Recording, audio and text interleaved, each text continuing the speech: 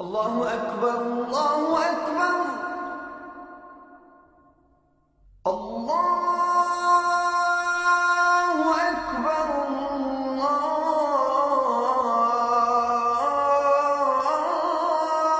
Assalamu alaikum wa rahmatullahi wa barakatuh.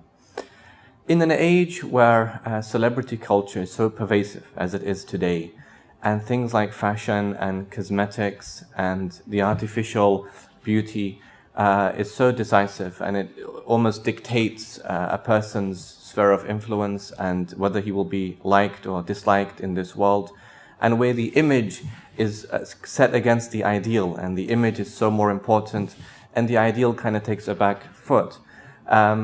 We should remember the great importance the Prophet placed, in fact, on the importance of the ideal over the image. It's almost a paradigm shift. It's going back. It's changing the natural order that we see in the world today.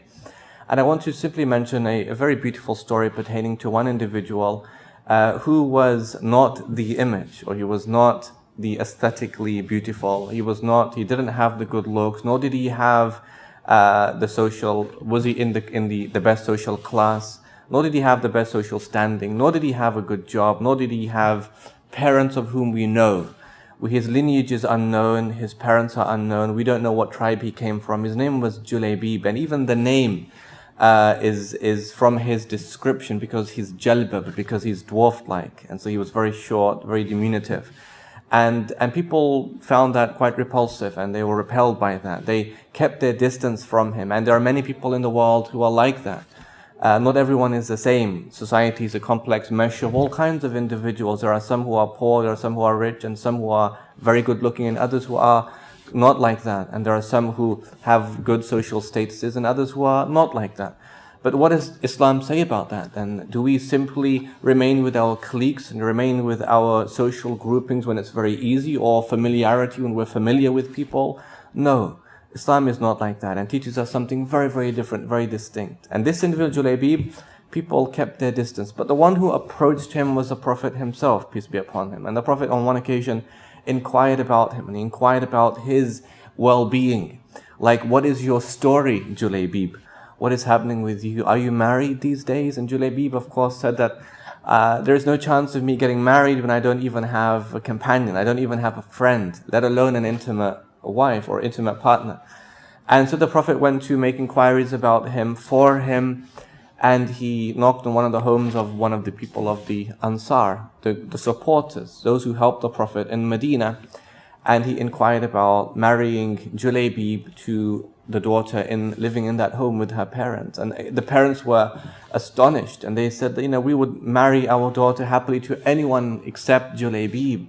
Again, they were looking for the image, and that should be the thing that dictates whether or not they would allow their daughter to marry somebody, or wealth, or privilege, or status, or lineage. But Julaybib had none of them, but he had the ideal for sure. He was known for his goodness and his good mannerism and his obedience to Allah and His Prophet.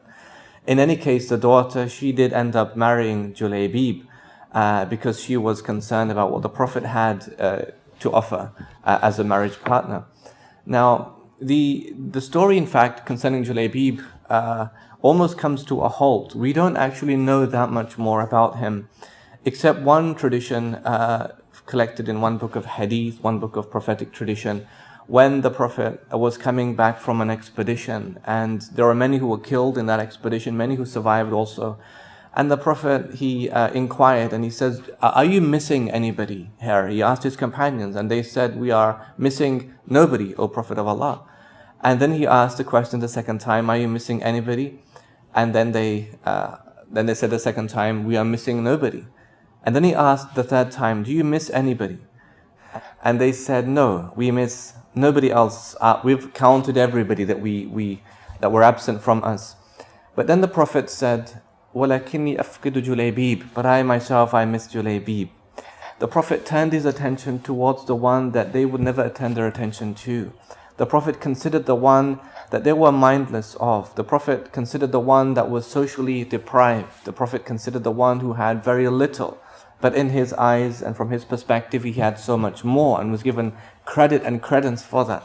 And the Prophet says to them, go and go and find him. And so they went off and they went to try and find where he was, on the battlefield or somewhere else. And they found him on the battlefield and he had been killed.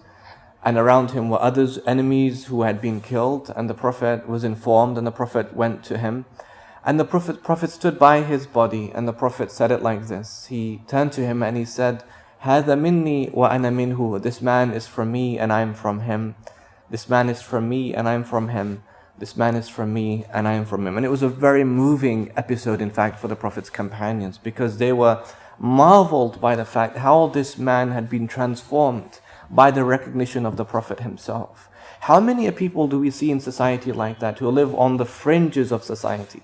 People you might find in the mosque, or you might find in the streets, or you might find in the classroom, or you might find in places, and they kind of have their own corner, have their own space. And nobody talks to them and nobody asks them. Like the Prophet asked him, what is your story, Julaybib? Do we give people like that our time of day? The Prophet gave his time of day to this man, Julaybib, and it transformed him. And it transformed how he was perceived in society. So that when he said to him on his death that this man is from me and I am from him, the Prophet gave him a very special place. And not did he didn't do that for all of his companions at every time when they had been killed or had died, for example. And then the narrator mentions another interesting piece of information and says that the Prophet placed Julaybib, this man of whom we don't even know his name or his parents' name or his lineage or his tribe or anything else. The Prophet placed him in his arms, and the narrator says that the Prophet placed him in his arms and Julaybib had no pillow on that day except the arms of the Prophet, peace be upon him. And that is an interesting piece of information about why it was included in the first place. Because that's Julaybib. It's almost as if the Prophet provided for him.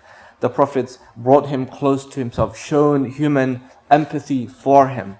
And that is the essence of Islam. Islam does not discriminate with regard to those from one social class or another one. Islam is suitable for all. So in our dealings in human society then, when we're out in the streets or at work or we're in the mosque or we're doing our daily business, we sometimes find people like that. And there are many people in the world who are like that. Those who are socially deprived. They don't have the good well-being as we do, or who have the good upbringing perhaps as we do, or have the same kind of jobs as we might do. We have an obligation as Muslims, as people, to care for them, to respect them, to give them recognition, to give them kind words, and to bring them in, bring them close. For that was the instruction of the Prophet, peace be upon him. And that is the ethics of Islam. And that is an example of Islam and its role with regard to social justice. May Allah make us all like that. And may Allah bless those who are socially deprived, and may Allah give them good people to tend for them and to care for them and respect them. And may Allah make this world a better place for us and our children to live in by way of the good things and the good deeds that we do to help other people. Wassalamu alaikum wa rahmatullahi wa barakatuh.